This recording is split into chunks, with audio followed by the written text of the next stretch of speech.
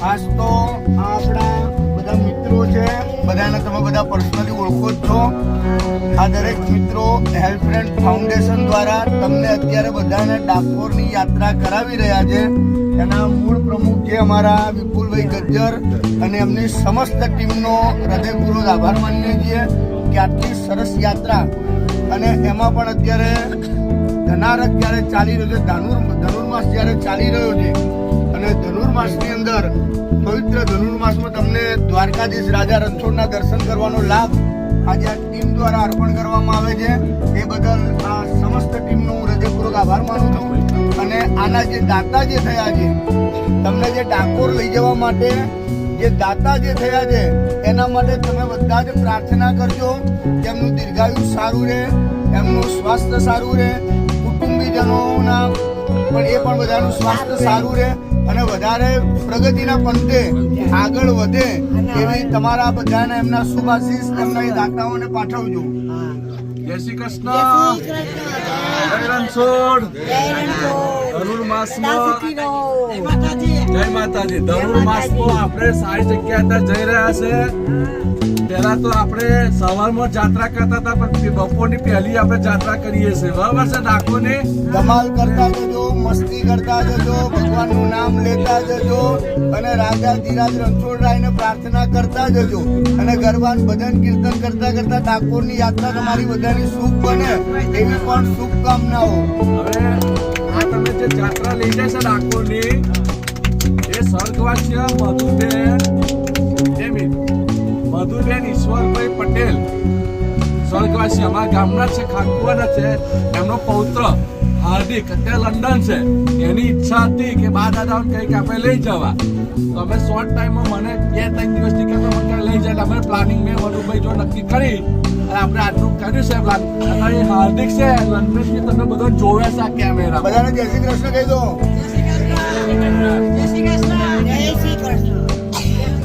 એટલે આપણે પ્રાર્થના એટલી કરવાની કે બાના આત્માને તો શાંતિ મળે, પણ એ છોકરો છે ને તને મને ધને સુખી રહે અને આવી નવી જાત્રા તમને કરાવતો. બરાબર છે? આજે ડાકોરની કરાવે છે એમને તમે એટલા બધા આશીર્વાદ આપો કે ભાઈ તમને હરિદ્વાર બધાને મોકલી આપે.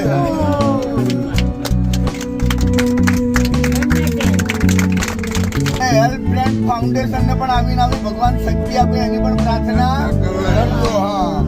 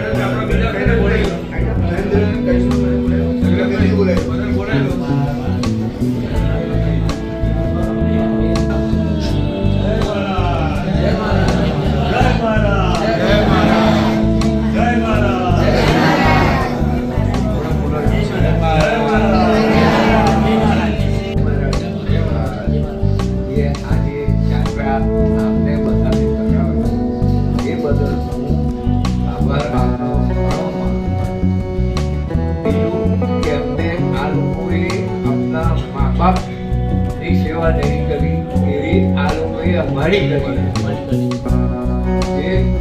એ અમને બહુ યાદ આવે છે. બીજી વસ્તુ કે આવા માણસ દુનિયામાં એવો લઈને ઉઠવા જતે નહીં મળતા.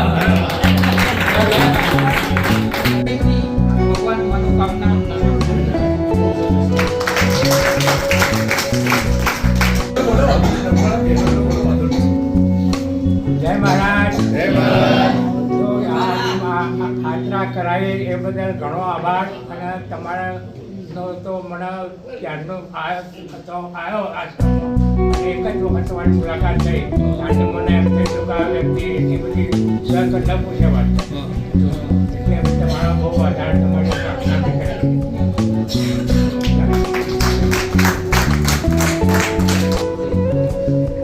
સ્મરણ માત્રેણ જન્મ સંસાર વંદના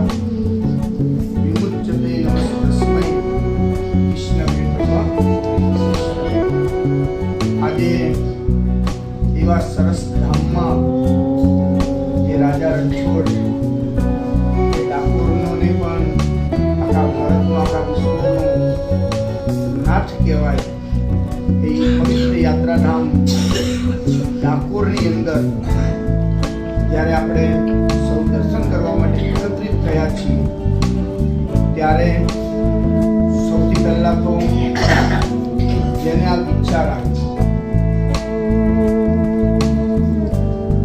વિચાર એમને કોઈ દિવસ કોઈને આવતો નથી.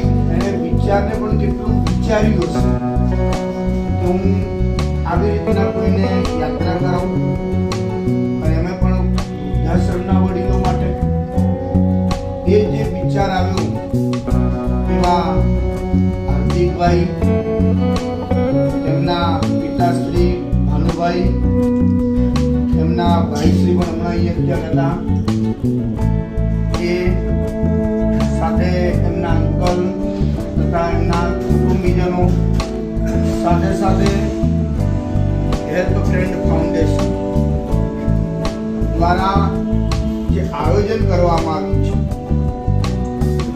અને આયોજનની અંદર કારણ કે આયોજન કરવું, જવાબદારી લેવી એ પણ કઈ સહેલી વાત નથી.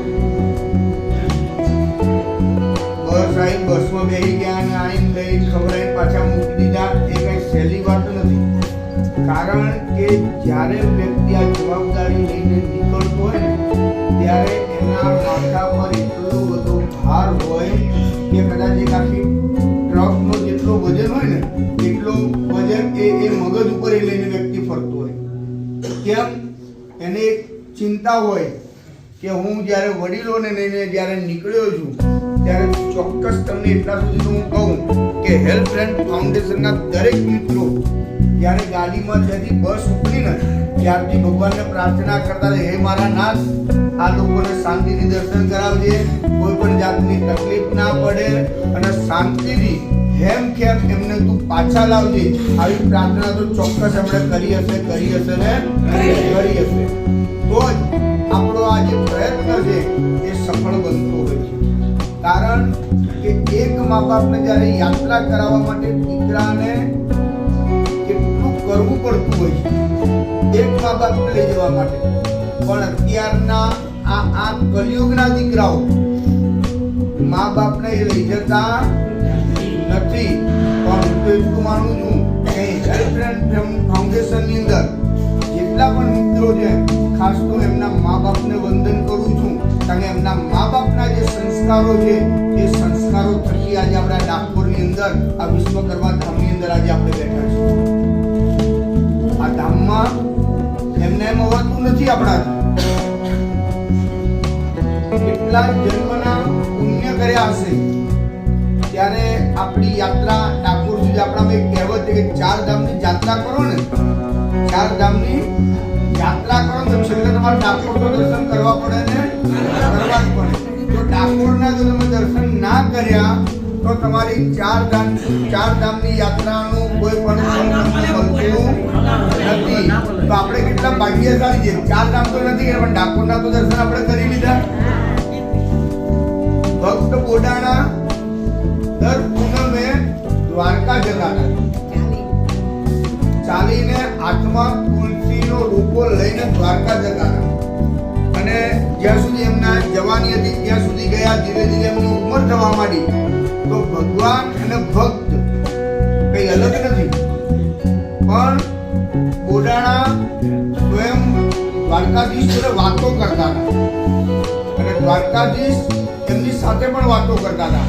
ભાઈ જેમ જેમ ઉંમર થવા માંડી એટલે ભક્ત બોડાણાએ દ્વારકાધીશને કીધું કે પ્રભુ હવે મારી કોઈ એવી તાકાત નથી કે હું દ્વારકા સુધી ચાલીને આવી શકું, તો તમે ડાકોરમાં આવો તો વધારે સારું.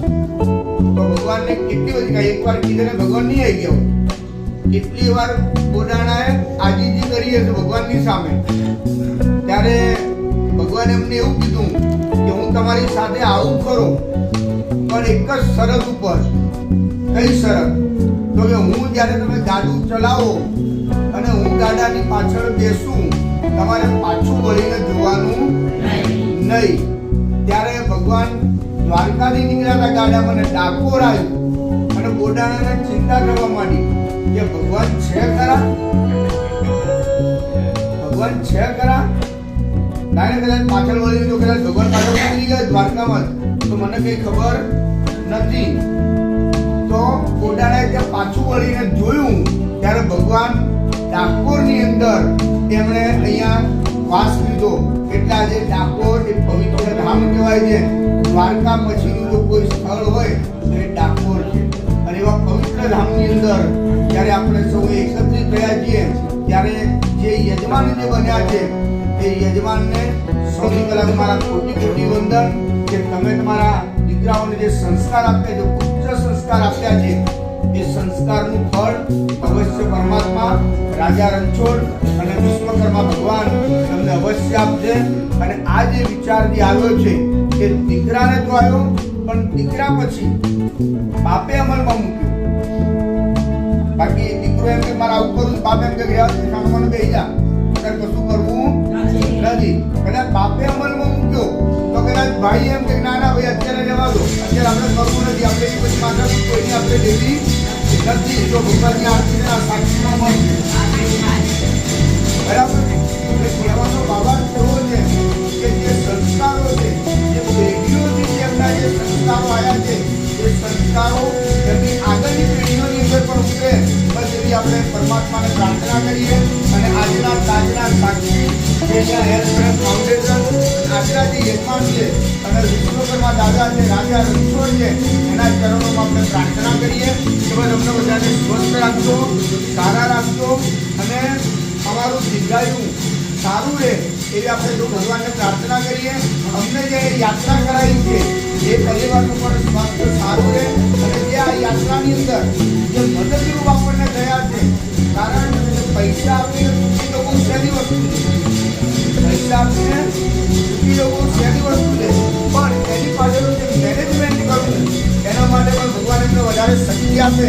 અને વિપુલભાઈ તમારા માટે તો દીકરાનું ઘર અને જય માનવ સેવા પરિવાર અને હેલ્પ ફાઉન્ડેશન કંઈ અલગ લાગતું નથી. પહેલાં પણ મેં તમને બધાને કીધું હતું અને અત્યારે પણ હું કહી રહ્યો છું કે જ્યારે જ્યારે જરૂરિયાત પડે તો આ જેટલા પણ બા દાદા છે બધા જ તમારા માટે છે. તમારું એમાં કંઈ જ છે નહીં. અડધી રાત્રે પણ તમે આ બા દાદાને તમને એવું લાગે રાત્રે 2 વાગે અમારે કંઈ યાત્રા પર લઈ તો મને પૂછવાની જરૂર નથી. બરાબર. એટલા માટે કારણ કે કર્મ આપણે જ્યારે સારું કરતા હોઈએ અને સારું જ્યારે વ્યક્તિ સંકલ્પ લઈને બેઠો હોય તો એની અંદર આપણે રોકવાવાળા પણ હું કે તમે કોઈ છીએ નહીં. આ તમારા નસીબની યાત્રા હતી એટલે તમે અહીંયા સુધી આવ્યા છો. અને રાજા રણછોડરાયે નક્કી કર્યું કે તમને ડાકોરની અંદર મારે લાવવા છે એટલે તમે અહીંયા સુધી આવ્યા છો. જેના ભાગ્યમાં લખેલું હોય ને મેં હમણાં કીધું કે જેના ભાગ્યમાં લખેલું હોય ને એ જ આ પગથિયું ચડી શકે. બાકી કોઈના માયની લાગણી તાકાત નથી કે ભગવાન પણ પગથિયાના દરવાજા પણ બહાર બેસી શકે. એ પણ તમારા કિસ્મતની અંદર, તમારા ભાગ્યની અંદર આ લખેલું હતું. એટલે આજની યાત્રા અને જે યજમાન જે બન્યા છે એના માટે પણ હું આશીર્વાદ આપું છું કે વધારે જીવનની અંદર વધારે પ્રગતિ કરે. હાર્દિકભાઈને પણ યાત્રા જે કરાવી છે એના માટે હાર્દિકભાઈને પણ ઘણી બધી શુભકામનાઓ પાઠવું છું અને વધારે યાત્રા કરાવો. અને હજી હું તો એવું ઈચ્છા રાખું છું કે આપણે ડાકોર સુધી આવ્યા, હાર્દિકભાઈને માતાજી ભગવાન રાજા રણછોડ પ્રાર્થના કરે ને હરિદ્વાર સુધી તમને બધાને લઈ જાય.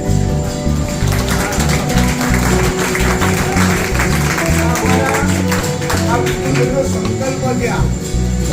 આ વિપુલભાઈનો સંકલ્પ છે કે મારે એક યાત્રા એવી કરાવવી છે કે જે દરેક દાદાને મારે હરિદ્વાર લઈ જવા છે. તો હું ભગવાનને પ્રાર્થના કરું કે બસ આવા દાતાઓ વિપુલભાઈને મળી જાય અને વિપુલભાઈ તમને બધાને હરિદ્વારથી યાત્રા કરાવે. એનાથી વધારે શું જોઈએ? ગંગામાં સ્નાન કરાવે એનાથી વધારે શું જોઈએ? હરિદ્વારમાં ફરવાનું મળે એનાથી શું જોઈએ? કારણ કે હરિદ્વાર એ હરિનો દ્વાર છે અને ત્યાંથી જ આપણું 4 ધામનું જે યાત્રા છે જે ભગવાનને જે પીઠો છે એ બધી ત્યાંથી પ્રારંભ થાય છે. એવી દરેક પીઠો અને તમને દર્શન કરાવે એનાથી વધારે શું હોય? એટલા માટે હું ભગવાન રાજા રણછોડ અને વિશ્વકર્માને પણ પ્રાર્થના કરું છું કે વિપુલભાઈની અને હેલ્થ ફ્રેન્ડ ફાઉન્ડેશનની એ જે ઈચ્છાઓ છે એ જે એમણે સંકલ્પ કર્યા છે કે દરેક સંકલ્પો પરિપૂર્ણ થાય. બસ એવા આજના દિવસે શુભાશીષ. જય રણછોડ.